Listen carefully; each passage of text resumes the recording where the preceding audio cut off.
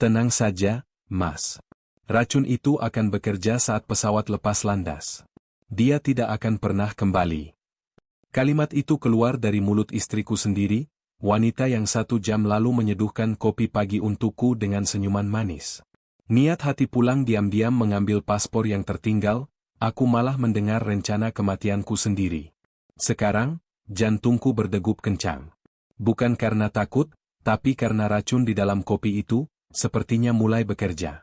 Apa yang akan kamu lakukan jika nyawamu ternyata dijual oleh orang yang paling kamu cintai? Simak kisah lengkapnya. Hujan deras memukul kaca jendela taksi, seolah berlomba dengan detak jantung Arya yang kian tak beraturan. Tangan kanannya meraba saku jas bagian dalam untuk ketiga kalinya, berharap keajaiban terjadi. Kosong. Wajahnya pucat pasi. Paspor itu, tiket satu-satunya untuk perjalanan bisnis penting ke Singapura, tertinggal di atas meja rias. "Pak, putar balik. Cepat," seru Arya, suaranya bergetar. Supir taksi itu hanya mengangguk patuh, membanting setir di U-turn terdekat. Sepanjang perjalanan pulang, Arya mengutuk kebodohannya sendiri. Rina, istri tercintanya, pasti akan terbangun jika ia pulang sepagi ini. Arya merasa bersalah. Rina sudah bangun jam 4 pagi tadi, dengan wajah mengantuk namun tetap tersenyum manis, menyeduhkan kopi hitam pekat khusus untuknya. Arya ingat rasa kopi itu agak berbeda hari ini, lebih pahit, sedikit getir di ujung lidah, tapi ia menenggaknya habis demi menghargai usaha istrinya. Taksi berhenti di depan pagar rumah. Arya meminta supir menunggu. Ia berlari kecil menembus gerimis, membuka pintu utama dengan kunci cadangan sepelan mungkin. Rumah itu sunyi, aroma pengharum ruangan lavender yang biasa menenangkan kini terasa mencekik. Arya melepas sepatu, berjingkat menuju kamar utama di lantai 2. Ia tidak ingin Rina bangun dan khawatir melihat suaminya panik. Namun, 3 langkah sebelum mencapai pintu kamar yang sedikit terbuka, langkah Arya terhenti. Suara Rina terdengar. Jelas. Namun nadanya asing. Itu bukan suara lembut yang biasa menyapanya, "Sayang," setiap pagi. Itu adalah suara dingin, tegas, dan penuh kepuasan. Rina sedang menelepon seseorang. "Tenang saja, Mas. Dia sudah berangkat 10 menit yang lalu," ucap Rina. Ada jeda sejenak, lalu ia tertawa kecil. Tawa yang membuat bulu kuduk Arya berdiri. "Tidak akan ada yang curiga. Obat yang kamu berikan semalam sudah kucampur semua ke dalam kopinya pagi ini. Reaksinya baru akan muncul saat tekanan udara di kabin pesawat naik." Dunia Arya seakan berhenti berputar. Tangannya yang hendak meraih gagang pintu membeku di udara. Napasnya tercekat di tenggorokan, rasanya seperti ada batu besar yang menghimpit dadanya. "Dokter forensik pun akan mengiranya serangan jantung biasa," lanjut Rina, suaranya kini terdengar manja, nada yang biasanya hanya milik Arya seorang. "Setelah warisan dan asuransi cair, kita bisa langsung pindah ke Eropa, Mas. Akhirnya, aku bebas dari laki-laki membosankan itu." Lutut Arya lemas. Ia harus berpegangan pada dinding agar tidak ambruk. Rasa pahit kopi tadi pagi kini naik kembali ke kerongkongannya, kali ini bercampur dengan rasa mual yang hebat. Istrinya, wanita yang ia nikahi 5 tahun lalu, wanita yang baru saja mencium keningnya di depan pintu, baru saja mengirimnya menuju kematian. Tiba-tiba, suara langkah kaki terdengar mendekat ke arah pintu kamar. "Sebentar Mas, sepertinya aku dengar suara di depan," ucap Rina, nadanya berubah waspada. Mata Arya terbelalak. Dia terjebak. Di lorong sempit itu, hanya ada satu tempat bersembunyi, dan nyawanya kini bergantung pada seberapa cepat ia bisa menghilang sebelum Rina membuka pintu itu. Gagang pintu perak itu mulai bergerak ke bawah perlahan. Adrenalin menyentak tubuh Arya seolah disengat listrik ribuan volt. Tanpa berpikir panjang, ia melompat tanpa suara ke arah kamar mandi tamu yang letaknya hanya 1 meter di sebelah kirinya. Ia menutup pintu kamar mandi itu nyaris bersamaan dengan terbukanya pintu kamar utama. Arya menahan napasnya rapat-rapat, memunggunginya pintu kayu yang memisahkan hidup dan matinya. Keringat dingin sebesar biji jagung meluncur deras di pelipisnya.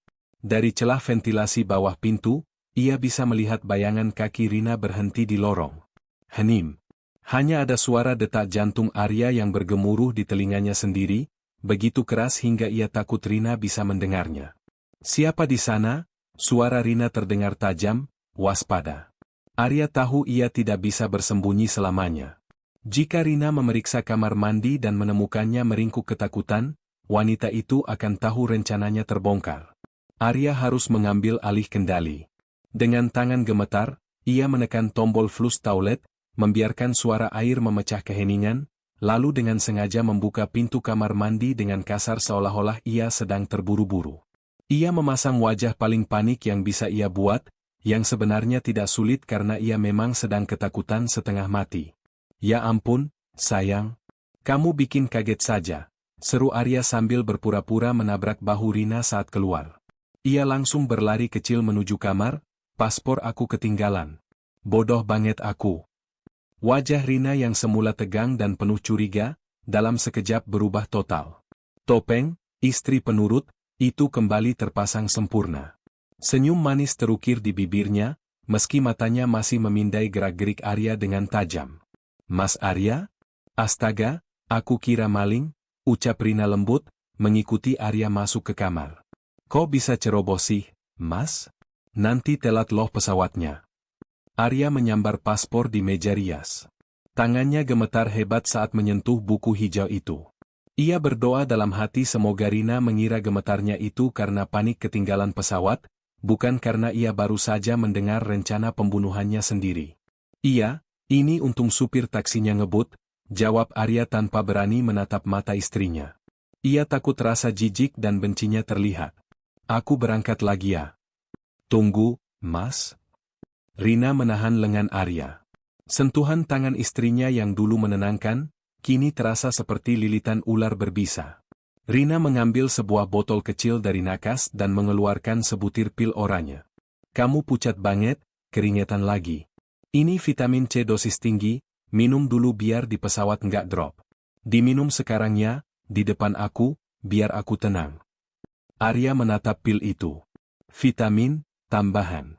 Rina jelas ingin memastikan dosis racun di tubuhnya cukup untuk membunuhnya sebelum mendarat.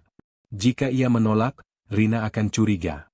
Dengan gerakan cepat, Arya memasukkan pil itu ke mulutnya, berpura-pura menelannya, namun ia menyelipkannya di bawah lidah. Ia menyambar segelas air di meja, meminumnya sedikit untuk meyakinkan Rina. "Sudah. Aku pergi, sayang," ucap Arya, mengecup kening Rina sekilas, ciuman perpisahan untuk wanita yang ia cintai, yang ternyata menginginkannya mati. "Hati-hati, Mas. Kabari kalau sudah sampai di sana," bisik Rina penuh arti. Arya bergegas turun, setengah berlari menuju taksi. Begitu pintu mobil tertutup dan taksi melaju menjauhi rumah neraka itu, Arya langsung melepehkan pil dari mulutnya dan membuangnya keluar jendela dengan jijik. Dadanya mulai terasa sesak, entah karena panik atau racun kopi tadi pagi mulai bekerja. "Ke bandara lagi, Pap?" tanya supir taksi. Arya mencengkeram dadanya yang nyeri, napasnya memburu. "Bukan," rintik Arya sambil menahan sakit. "Rumah sakit pusat. Masuk lewat IGD. Cepat, Pak. Nyawa saya tidak akan bertahan lama." Bau antiseptik yang menyengat langsung menyambut Arya begitu pintu IGD terbuka. Dunia di sekelilingnya terasa berputar, suara perawat dan dokter terdengar jauh dan bergema. Arya nyaris pingsan bukan hanya karena rasa sakit yang membakar di ulu hatinya, tapi karena ketakutan bahwa racun itu sudah terlambat ditangani. 2 jam kemudian, Arya duduk di tepi ranjang perawatan dengan selang infus menancap di punggung tangannya. Dokter spesialis masuk dengan wajah serius, membawa hasil laboratorium yang baru saja keluar. "Anda sangat beruntung, Pak Arya," ucap dokter itu sambil membetulkan kacamatanya. "Kami menemukan jejak arsenik dalam dosis yang sangat spesifik di darah Bapak. Dosisnya tidak cukup untuk membunuh Anda di darat, tapi dirancang untuk memicu gagal jantung akut saat tubuh berada di tekanan udara tinggi. Jika Bapak tadi jadi naik pesawat, jantung Bapak akan meledak sebelum sampai di Singapura." Arya memejamkan mata, meremas selimut rumah sakit hingga buku-buku jarinya memutih. Rina benar-benar merencanakannya dengan presisi seorang pembunuh berdarah dingin. Istrinya bukan hanya ingin dia mati, tapi ingin kematiannya terlihat seperti kecelakaan medis yang wajar. "Dok, tolong rahasiakan rekam medis ini. Jangan ada yang tahu saya di sini, termasuk istri saya, pinta Arya dengan tatapan tajam yang membuat sang dokter mengangguk mengerti. Setelah memaksa keluar dari rumah sakit dengan menandatangani surat penolakan rawat inap, Arya tidak pulang. Ia check-in di sebuah hotel melati yang kumuh, tempat yang tidak mungkin didatangi oleh orang-orang dari lingkaran sosialnya. Di kamar yang pengap itu, Arya mengeluarkan ponselnya. Tangannya gemetar saat membuka akses cloud keluarga yang menyinkronkan riwayat panggilan ponsel Rina. Ia mencari log panggilan keluar pukul 5.15 pagi tadi. Nomor itu tidak disimpan dengan nama, tapi Arya hafal di luar kepala deretan angkanya. Itu nomor Dion. Dada Arya sesak bukan main, lebih sakit daripada efek racun tadi. Dion bukan sekadar rekan bisnis. Dion adalah sahabatnya sejak kuliah, orang yang menjadi pendamping prianya saat menikah dengan Rina, orang yang ia percaya mengelola separuh aset perusahaannya. Air mata kemarahan menetes di layar ponsel Arya. Dua orang yang paling ia cintai di dunia ini bersekongkol untuk melenyapkannya demi harta. Dengan sisa tenaga, Arya membuka aplikasi CCTV rumahnya yang terhubung ke ponsel, satu-satunya akses yang belum sempat Rina putus. Layar ponsel menampilkan garasi rumahnya secara real-time. Sebuah mobil sport hitam yang sangat ia kenal baru saja berhenti di sana. Pintu mobil terbuka. Dion keluar dengan langkah santai, mengenakan kemeja yang pernah Arya hadiahkan ulang tahun lalu. Arya menahan napas saat melihat Rina berlari keluar menyambut Dion. Mereka tidak berpelukan mesra selayaknya kekasih yang sedang dimabuk asmara. Tidak. Wajah mereka tegang dan serius. Rina langsung menarik tangan Dion masuk ke dalam rumah, melewati ruang tamu, dan menuju ruang kerja pribadi Arya. Di layar kecil itu, Arya melihat Dion mengeluarkan sebuah alat bor kecil dari tasnya dan berjalan lurus menuju lukisan besar di dinding. Di balik lukisan itu tersimpan brankas rahasia. Mereka tidak menunggu kabar kematian Arya. Mereka bahkan tidak menunggu pesawat itu lepas landas. Mereka sedang menjarah hidupnya sekarang juga. Di layar ponsel yang berkedip-kedip itu, Arya menyaksikan mimpi buruknya menjadi nyata. Pintu brankas baja yang selama ini ia sembunyikan di balik lukisan abstrak akhirnya terbuka. Dion tidak membuang waktu. Dengan gerakan cekatan yang mengerikan, sahabat kepercayaannya itu mulai mengeruk isinya. Bukan hanya tumpukan uang tunai dolar yang mereka ambil, tapi juga sertifikat tanah, surat obligasi, dan perhiasan emas batangan, tabungan masa depan yang Arya kumpulkan dengan keringat dan darah selama 10 tahun terakhir. Rina berdiri di samping Dion, memegang tas koper besar yang terbuka lebar. Wajahnya tidak menyiratkan rasa bersalah sedikit pun. Justru, matanya berbinar tamak setiap kali Dion melemparkan gepokan dokumen ke dalam tas.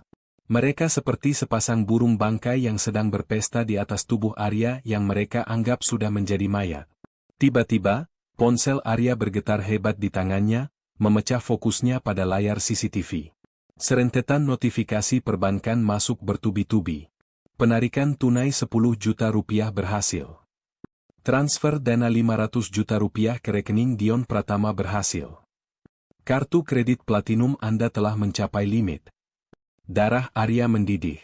Ternyata Rina sudah memegang akses token bank dan PIN kartu kreditnya. Dalam hitungan menit, Arya yang tadinya seorang pengusaha sukses, kini dipaksa menjadi orang miskin di sebuah kamar hotel melati yang berbau apek. Mereka tidak hanya ingin membunuhnya, mereka ingin menghapus eksistensinya sampai ke akar-akarnya. Rasa sakit hati yang tadinya mendominasi, kini perlahan berubah menjadi dendam yang dingin dan gelap. Namun, di layar CCTV, suasana mendadak berubah. Rina mengangkat telepon genggamnya. Awalnya wajahnya terlihat santai, mungkin mengira itu telepon ucapan belasungkawa dini. Namun, detik demi detik berlalu, wajah cantik itu berubah pucat pasi. Tas koper di tangannya terlepas dan jatuh ke lantai, menumpahkan isinya. Dion menoleh kaget, "Kenapa, Rin? Siapa?" Suara Rina terdengar melengking tinggi, menembus speaker ponsel Arya dengan jelas. "Maskapai penerbangan, mereka bilang kursi 12A kosong." Rina menatap Dion dengan mata terbelalak penuh horor, tangannya gemetar menunjuk ke arah telepon. "Arya tidak check-in, Dion. Dia tidak ada di pesawat itu. Dia masih hidup." Kepanikan meledak di ruangan itu. Dion langsung menjatuhkan berkas yang dipegangnya, wajahnya menengadah liar seolah mencari-cari di mana Arya bersembunyi. "Cari dia sekarang," teriak Dion sambil merogoh saku belakang celananya, mengeluarkan sesuatu yang membuat napas Arya tercekat. Sebuah pistol jenis Beretta. "Kita harus temukan bajingan itu sebelum dia lapor polisi. Dia pasti belum jauh." Arya mematikan layar ponselnya dengan jantung berdegup kencang. Ia tahu, perburuan baru saja dimulai. Dan kali ini, ia adalah mangsanya. Arya tahu ia tidak bisa berlama-lama meratapi nasib di hotel murah itu. Dion dan Rina bukan orang bodoh. Begitu sadar Arya masih hidup, mereka pasti akan memblokir semua akses fisik, termasuk kantor pusat perusahaan. Arya harus bergerak lebih cepat. Ia membutuhkan satu hal yang lebih berharga daripada uang tunai saat ini. Dokumen kepemilikan saham asli yang ia simpan di brankas tersembunyi di ruang kerjanya. Tanpa dokumen itu, Dion bisa memalsukan rapat pemegang saham dan menendangnya keluar secara legal. Malam itu, Arya menyelinap masuk ke gedung kantornya sendiri seperti seorang pencuri. Ia menghindari lobi utama dan naik melalui tangga darurat sebanyak 12 lantai. Napasnya memburu, kakinya terasa berat sisa efek racun yang belum sepenuhnya hilang, namun adrenalin memaksanya terus mendaki. Sesampainya di lantai 12, kantor tampak gelap gulita. Hanya lampu indikator mesin fotokopi dan server yang berkedip-kedip, menciptakan bayangan hantu di dinding. Arya merangkak menuju ruangannya, membuka kunci pintu dengan kartu akses cadangan yang selalu ia simpan di dompet. Ia berhasil. Dengan tangan gemetar, Arya menggeser lemari buku di sudut ruangan, membuka panel rahasia, dan mengambil map merah berisi dokumen asli perusahaan. Ia mendekap map itu erat-erat ke dadanya. Ini adalah nyawanya. Ini adalah senjata pembalasannya. Namun, belum sempat ia bernapas lega, suara denting lift terdengar memecah keheningan lantai 12. "Tim." Jantung Arya seakan berhenti berdetak. Cahaya dari lorong lift menyala, memuntahkan siluet dua orang pria. Salah satunya mengenakan seragam satpam, dan yang lainnya? "Dion. Buka pintunya, Pak Asep." "Saya yakin dia ada di sini." Suara Dion terdengar berat dan penuh ancaman. Satpam itu, yang tampaknya sudah disogok, mengangguk patuh dan menempelkan kartu akses master. Bip. Klik. Pintu ruangan Arya terbuka. Arya yang tidak sempat kabur, dengan putus asa menyelipkan tubuhnya ke celah sempit di antara dinding dan lemari arsip baja yang tinggi. Ia menahan napas rapat-rapat, memeluk map merah itu seolah ingin melebur bersamanya. Dion melangkah masuk, langkah kakinya terdengar tegas di atas lantai parket. Ia menyalakan senter ponselnya, menyapu ruangan yang gelap itu. Cahaya senter beberapa kali nyaris mengenai ujung sepatu Arya. "Kosong, Pak Dion," kata satpam itu dari ambang pintu. "Mungkin Bapak salah sangka." Dion diam. Ia berdiri terpaku di tengah ruangan, tepat 2 meter di depan tempat persembunyian Arya. Suasana hening mencekam. Tiba-tiba, Dion mendengus pelan, menghirup udara dalam-dalam. Senyum miring yang mengerikan perlahan terbit di wajahnya, diterangi pantulan cahaya senter yang remang. "Tidak, Pak Asep. Dia ada di sini," bisik Dion, suaranya dingin menusuk tulang. Matanya menatap lurus ke arah kegelapan di balik lemari arsip. Aroma sandalwood dan musk. Parfum mahal yang kupilihkan untuk ulang tahunnya bulan lalu. Baunya masih sangat segar. Dion mengangkat pistolnya, mengarahkannya tepat ke celah lemari tempat Arya bersembunyi. "Keluar kau, Arya. Jangan paksa aku melubangi lemari ini bersamamu." Dion mengokang pistolnya, bunyi logam beradu itu menggema menakutkan di ruangan yang sunyi. Namun, Arya tidak menyerah pada nasib. Adrenalin memberinya kekuatan yang tak masuk akal. Alih-alih keluar menyerahkan diri, Arya memosisikan punggungnya pada lemari besi seberat ratusan kilo itu, lalu dengan satu hentakan napas panjang dan teriakan tertahan, ia mendorongnya sekuat tenaga ke arah Dion. Braah! Lemari arsip raksasa itu ambruk ke depan. Dion yang kaget melompat mundur, namun kakinya tersandung karpet. Dor! Satu tembakan meletus liar, pelurunya menghantam plafon dan menjatuhkan serpihan gipsum. Kesempatan itu hanya berlangsung 2 detik, tapi bagi Arya itu adalah waktu yang cukup. Ia melesat keluar dari celah persembunyiannya, berlari menerjang pintu keluar. Sambil berlari, Sikunya menghantam kotak kaca alarm kebakaran di dinding koridor. Krimeng. Sirine meraung memekakkan telinga. Detik berikutnya, sprinkler di langit-langit menyembur, memuntahkan air ke seluruh lantai. Kantor itu berubah menjadi zona perang yang basah dan kacau. Dion berteriak marah di belakang, tapi pandangannya terhalang tirai air. Arya tidak menoleh lagi. Ia menuruni tangga darurat bagaikan orang gila, memeluk map merah itu seolah itu adalah anak kandungnya sendiri. 1 jam kemudian, di sebuah warung kopi 24 jam yang sepi di pinggiran kota, Arya duduk dengan pakaian basah kuyup.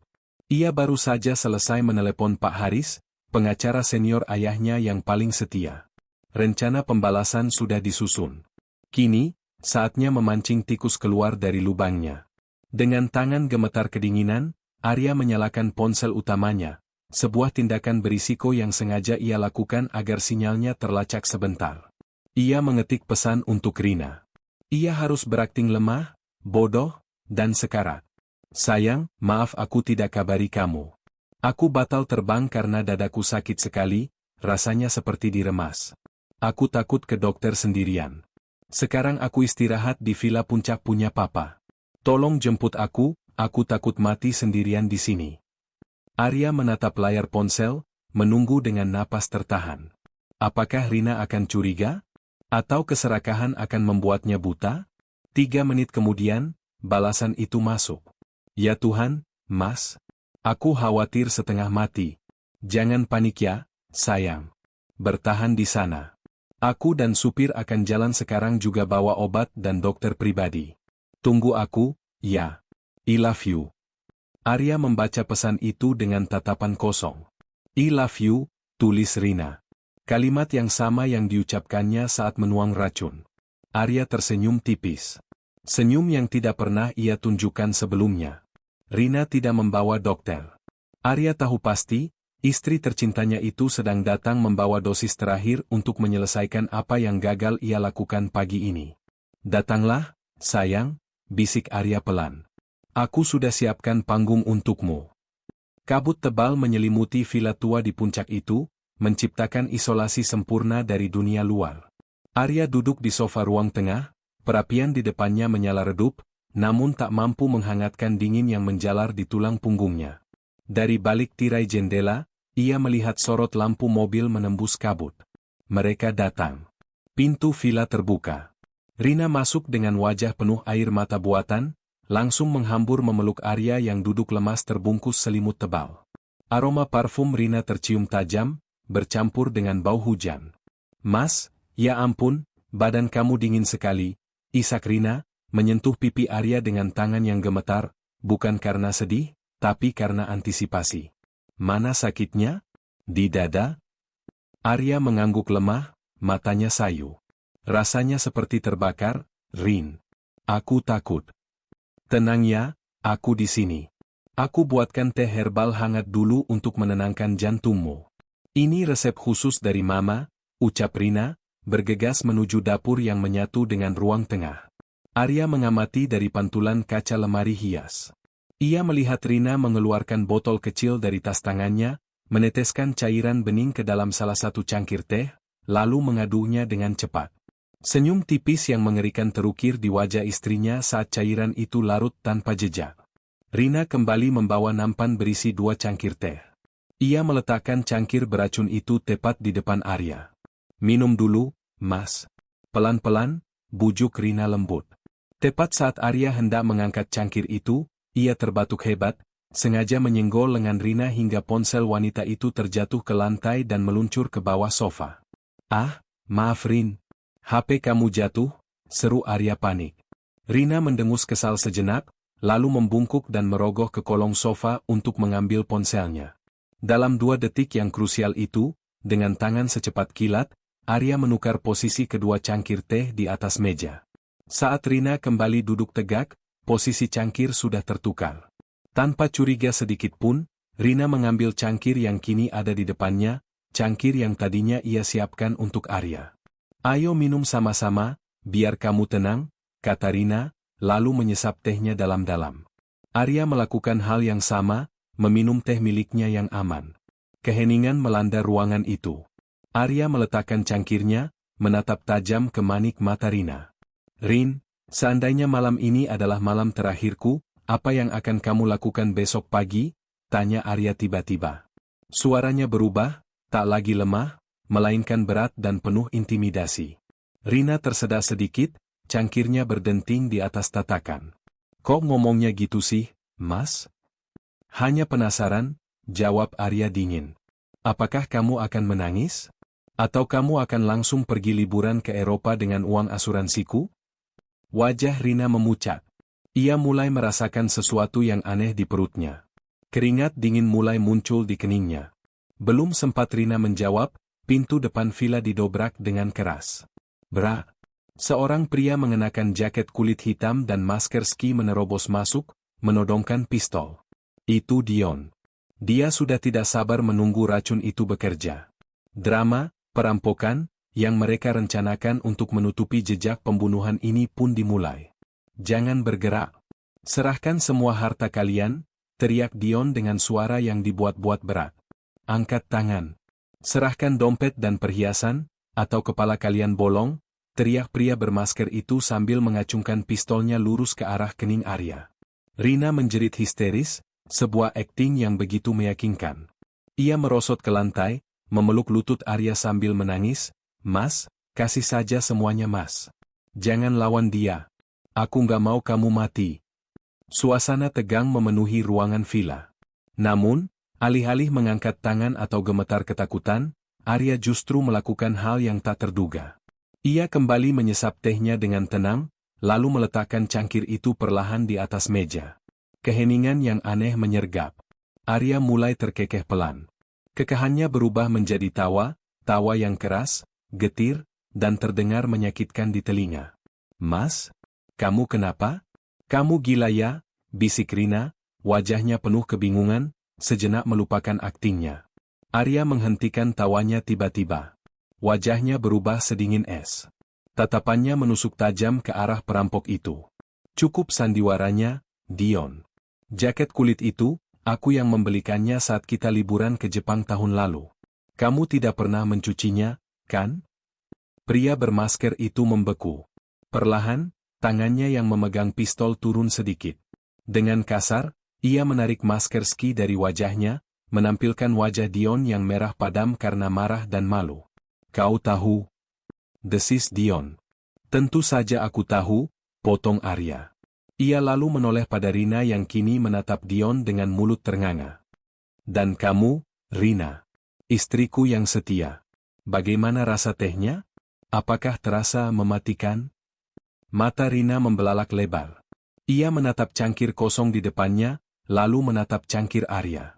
Wajah cantiknya seketika berubah menjadi topeng horor. Tangan Rina gemetar hebat saat meraba lehernya sendiri. Kamu menukarnya? Suara Rina tercekat, nyaris tak terdengar. Aku tidak sebodoh itu meminum racun 2 kali dalam 1 hari, sayang, jawab Arya datar. Tenang saja, dosisnya mungkin belum bereaksi penuh, tapi rasa takutmu pasti akan membunuhmu lebih cepat. Rina mulai terbatuk-batuk, histeris mencengkeram lehernya, entah karena efek racun atau serangan panik psikologis yang hebat. Dion yang melihat rencananya hancur berantakan, kembali mengarahkan pistolnya ke Arya dengan tangan gemetar. Diam kau. Aku akan tetap membunuhmu, teriak Dion. Arya tidak bergeming. Ia merogoh saku celananya, mengeluarkan sebuah remote kecil, dan menekannya. Beep. Layar proyektor besar di dinding belakang Arya menyala. Ruangan itu seketika dipenuhi cahaya dari rekaman video. Itu adalah rekaman CCTV dari rumah mereka pagi ini, menampilkan wajah Rina dan Dion yang sedang menjarah brankas, lengkap dengan audio percakapan keji mereka tentang rencana pembunuhan Arya. Lihatlah, ucap Arya, suaranya menggelegar mengalahkan suara video. Teater busuk kalian sudah berakhir. Polisi sedang mengepung tempat ini. Kalian tamat. Suara sirine polisi terdengar sayup-sayup dari kejauhan, menembus kabut malam puncak. Bunyi itu seharusnya menjadi tanda kemenangan bagi Arya, namun bagi Dion, itu adalah lonceng kematian yang memicu kegilaan. Wajah sahabatnya itu kini tak lagi terlihat seperti manusia. Matanya merah menyala penuh keputusasaan dan kebencian murni.